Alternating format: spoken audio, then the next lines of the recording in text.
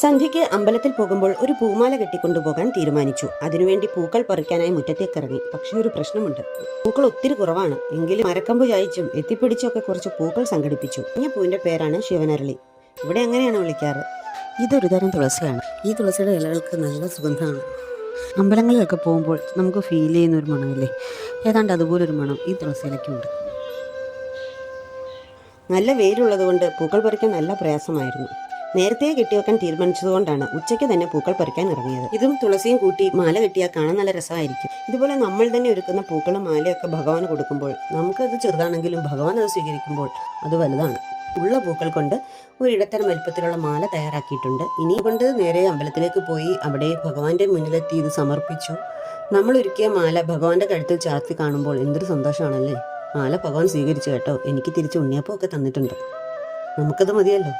എല്ലാവരെയും ഭഗവാൻ അനുഗ്രഹിക്കട്ടെ.